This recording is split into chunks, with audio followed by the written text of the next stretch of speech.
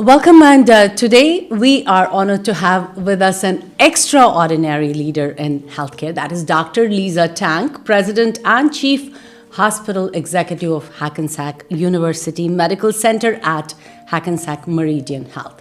Dr. Tank is a physician leader whose vision is rooted in service, innovation, and a deep commitment to improving healthcare, especially for aging populations. Promise that this facility goes beyond bricks and mortar to provide high quality, exceptional, reliable patient care to the community. With a background in internal and geriatric medicine, she has championed patient-centered, value-based care and led groundbreaking work in delirium care, telehealth, and pandemic response. Under her leadership, Hackensack became the first hospital in the nation to receive disease-specific certification in delirium. So, without any further ado, let's talk to Dr. Tank about her journey, the future of geriatric care, and how we can all age better. Welcome, Doctor. How are you? I'm good. Thank you for having me. Dr. Lisa, first of all, welcome to ITV Gold. And, your journey, it has been very inspiring. And, as I went through your things and I know certain things of yours, which I want you to talk so that our, younger generation will get motivated. Please go ahead and, talk about starting from India all the way to here. So, thank you. Thank you for it. When you get asked those questions, it takes a minute to reflect of that journey, and it has been a journey, and it has been an amazing journey, I would say. Doing my medical school in India and then deciding to come to the States, and it's an important path. As I always talk about it with foreign medical graduates, that it takes effort. It takes a very strong determination. It takes a lot of studying. So you can do your medical school in India, but then you come here, there are exams that you have to take, and you have to really gear up to take that on. And once you have those, as I always talk about, building blocks are important. And keeping yourself constantly motivated and having small goals. So you get your exams in, then you get your residency in. And residency is important because that's what prepares you to understand the healthcare system that you will be practicing in. So one thing I learned very earlier on is never say no. Okay. Never say no. There will always be somebody who will tap on your shoulder and say, Lisa, do you want to try this? Initially, you have that anxiety, maybe that's not my lane, and maybe I shouldn't be exploring that. I'm here to become a doctor and that's all I want to do. I think that's a mistake. So if anyone's listening out there, if somebody taps you on your shoulder and says, why don't you try this? The reason they're doing that is because they see something in you. And they see that there's something in you that's a little extra that's going to help you launch. And that's what I have done. And thank God.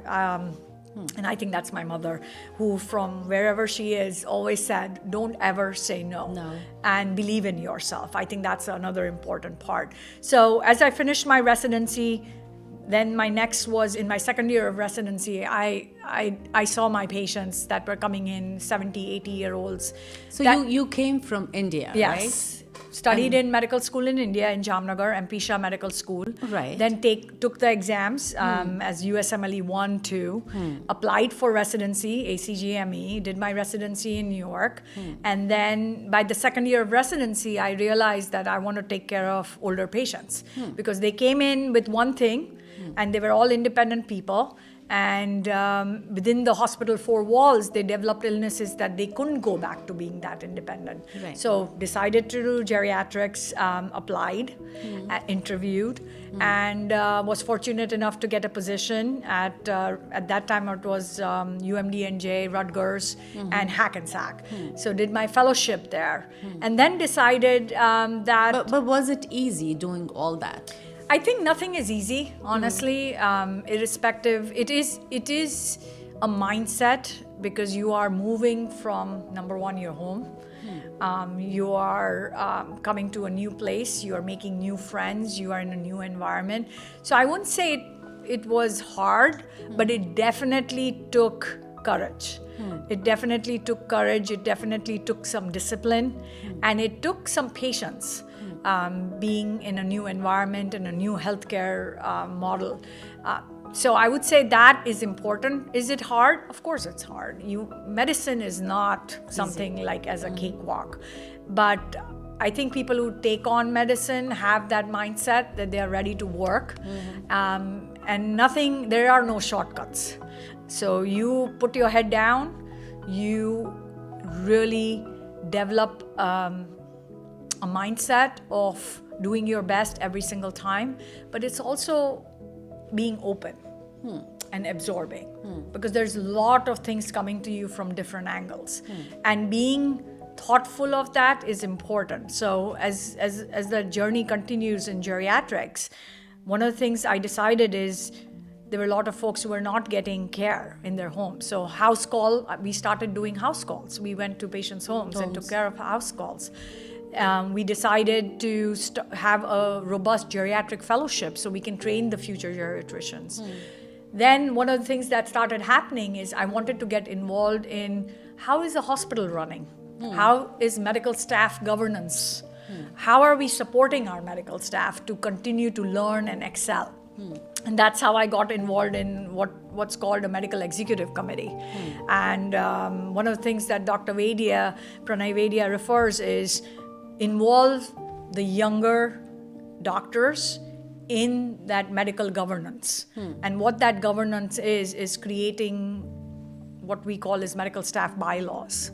And what they do is they give you a guiding principle, a roadmap of what are the things you have to learn about being compliant, what are the CMS guidelines, the Joint Commission guidelines. So that piqued my interest. So while I had two parallel paths going, I was becoming a doctor and progressing in the journey of geriatrics.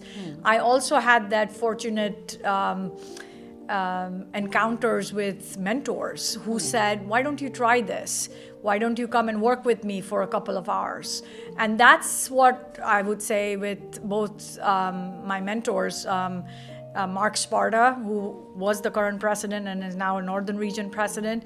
He gave me opportunities to get involved in administration, in different projects that were going on. Dr. Sawchuk, Ihor Sawchuk, who was the chief medical officer, asked me, would I be interested in doing certain projects in Office of Medical Affairs and Medical Staff Office? And I think that is where those sparks started happening, and you develop this keen sense and awareness of yourself, that what are you able to give back to an institution that has given you so much, to all your mentors who came before you and created foundation for you to be able to come in. And let's not forget health equity and all those different things, the community that you serve. All those things also inspire you to continue to grow in those positions.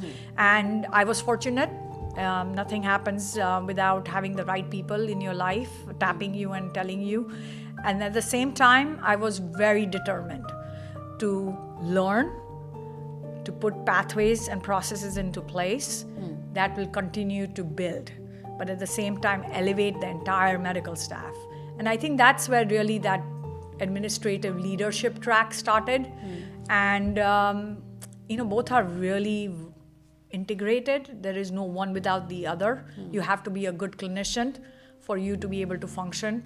And then having those opportunities that came up. So very recently, I was the chief medical officer for 9 years. Wow.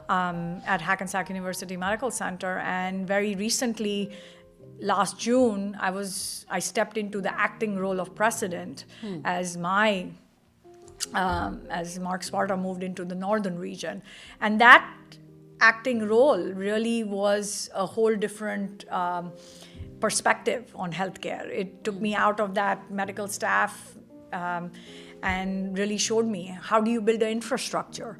How do you make sure that you have the right technologies for the highly skilled team to function? How do you build relationships with your government relations, your community? How do you give back? But how do you also create building blocks and pillars that are going to be, I would say, who will take healthcare for Hackensack University Medical Center and Hackensack Meridian Health into the next, launch us into that top 20 honor roll. So I think those are important things that do tend to, they're always happening around you. You just have to be aware and tuned to it. But I think the biggest thing is you never say no. Anytime anybody taps on your shoulder. So that is the key to success. Just Absolutely. never say no. Never say no. Because you never know what that one little thing will lead to. And people are out there to help you. And I always say this thing, it's always good to be able to zoom in and zoom out. So right now with my team, they're all experts. I have a highly skilled team, subject matter experts, very, very well trained. But it's important for me to learn that too. So my ability to get into certain reads, understand what's going on, and then zoom out to look at a strategic picture and look at the next transformation, innovation that needs to happen for Hackensack and for healthcare, I would say, to stay at that cutting edge. But that is important. You have to be able to roll up your sleeves, get into the weeds, but then step away and let your team really grow and prosper. So, but let's go back. Yeah. Coming from India, and you have achieved so much in life that we all are very proud of you. Thank you. So tell me, was there a moment when you felt like, hey, this is not for me? It happens to you every day. You have to be humble. Humility is one thing that keeps you honest to your mission. It happens to you all the time. I mean, if there's a task that's happening or an event or something new that has just come across and crossed your desk, it takes a minute and you're like, maybe this is not what I want to do. But then you are like, maybe this is exactly what I need to do. And the reason you are doing it, because it's your why and your purpose. If you are connected to that, nothing that you are going to come across, it will be daunting. It's going to be difficult. You do have to learn and invest. But the most important thing you have to remember is building a network around you and surround yourself by subject matter experts who you can pick up the phone and say, hey, look, I'm struggling with this. And it's okay. It's okay not to know everything, because I would say the most inspired leaders and who I have been inspired by are folks who said, I don't know this, but I'm going to go learn it. So one of the things I did, and I, as you said, all the things you do, you forget. One of the things I did is a couple of years ago, just before COVID, I said, I need to understand safety and quality better. So what I applied for a fellowship in Greater New York, Safety and Quality Fellowship. And I learned the science of safety and quality. What does performance improvement look like? What does quality assurance look like? What does safety and high reliability look like? So I studied it, and then I applied it. Then came the next thing, saying, you're a physician, you're so into that medical staff. How do you do operations? How do you do management? How do you learn the business, right? And as we all know, no margin, no gain, no margin. Yeah. So that took me to the next step of doing an MBA. And I started with a healthcare MBA, and then COVID hit. And it's okay to pause. That's the other thing I want to tell everybody out there. Everything doesn't need to happen yesterday. If it didn't happen, I had to pause, take a step back because I had to be there. It's okay. And went right back in it and finished the MBA. And I really think that if you have been immersed in anything and then you do your MBA, I think you apply it much better. Right. And just because you have an MBA doesn't mean you're going to be that, this terrific leader. It really takes being on the floor, rounding with your teams, understanding what's going on, and really being empathetic and compassionate. Not just, you have to have some empathy for yourself and compassion for yourself too. And as I told you before, be kind to yourself. And I think that's very important in the medical field. And that is where you are able to give. And I think that's been a keen sense. Does it happen every day? Do you push yourself all the time? Yes, you do. But then you also are surrounded by people who say, take a minute, take a deep breath. It's okay. It's okay to make mistakes, because that's how you start learning. And trust me, once you make one mistake, next time you won't. And that's what we tell the teams too. And that's what we tell our patients. I mean, I have to tie this back. All these things come together. It's connecting all those dots, right? And that's what we talk about in patient experience. Do we get everything right every time? No, we don't. But one thing is we talk to each other and tell each other, we learn from it. We call this near misses, that the harm didn't reach the patient or the harm didn't reach the team member. We sit down and we debrief and we say, how do we create that environment that the team can function optimally? And then we create an environment for patients where we treat them with courtesy and create that safe space. So as I say, we don't get it right every time, but we are going to get it right the next time. Absolutely. And we are going to continue learning. Never, never not learn. So I'm learning from you now. So it always works well. What drew you to the field of medicine and eventually to leadership in healthcare? So I think that's rooted way before I think mainly from my parents, and I would say my mother. Coming from a family of physicians who always led from the front and always focused on patients and their well-being.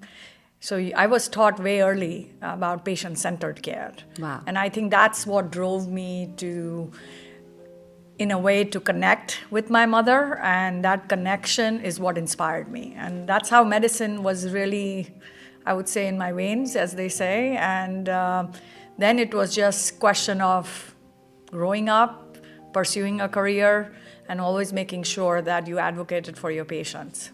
Absolutely. So tell me, like in your role at Hackensack Meridian Health, how has your perspective on what healthcare can be evolved over time? So my career at Hackensack, I trained at Hackensack. I did my fellowship in geriatrics at Hackensack, so that's about 24 years ago. And what I have seen at Hackensack is really how do we best serve the community, and how do you adapt, how do you pivot, and how do you stay agile? Healthcare has transformed, as you know, and it's always in flux. And what we are seeing is that if you look at geriatrics, it's 65 and over as you define it, right? But longevity has now become a very normal physiological change that happens. So one of the things that we focused on is just because you are getting older doesn't mean your goals of life have changed or you have to adapt. You can still stay very active in the community. You can still stay very active in your passions and dreams.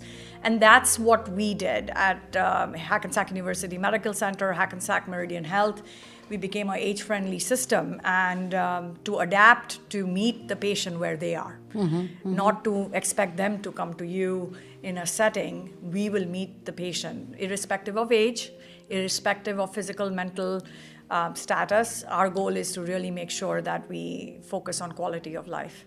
So, doctor, since you are talking about longevity and you, you are focusing on longevity, as you said earlier, but tell me, like, there is something like deeper, like health span. So tell me, why is that distinction so important? I think the distinction about lifespan versus health span means, are you adding quality to your years? You're just not adding years. And what we mean by quality of life is, are you able to do the things that you want to do? If there's goals, you wake up every morning, you have a goal. So I have patients who have goals of traveling after they retired from their career, or they're still working and they would like to go on a trip. Now, if there is a trip that you have to do and it includes walking and maybe hiking, you do have to prepare for it. And the key is really making sure that you have all your exercises that you would think would be needed. So either flexibility, cardio strength, and some form of strength exercises. So these are the things. So that's what we define as health span, is putting the quality back into your health and adding that quality into your years. And that's critical because that's what brings you joy. So absolutely it does. But let's talk about your geriatrics team at Hackensack, which is helping the older, like adults, not just live longer, but live well. So What are some of the ways they are doing all this? So the geriatric team at Hackensack is integrated into every aspect of as we provide health. It's the model. The model is that it's providing care across the continuum. So in the outpatient setting, as we call ambulatory, as you see your primary doctor, what the geriatric team has done is they do what's called a comprehensive geriatric assessment. And what that includes, it's literally head to toe. So one is the physical exam of it, so your vision, your hearing, your oral health, your skin health. Then comes the mental assessment to really look at your cognitive, and what is cognitive, right? Cognitive is your ability to process information, store it, access it, and then reproduce it. And that's really critical as you're watching your show, as you're reading a book. Is there a meaning there? Is it being absorbed? Are you able to? And then the third part is your social interactions. That is a critical part of your well-being. And as we all know, social isolation can be detrimental, physically and mentally. So what the geriatric team has done is in the comprehensive assessment, they look at your physical well-being, your mental well-being, your mobility.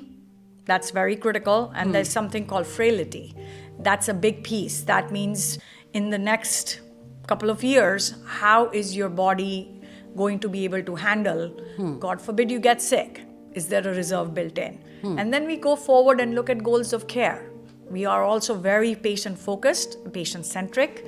We don't believe in a cookie-cutter approach. We want to understand you. We want to understand what your life goals are. And then we also talk about investment.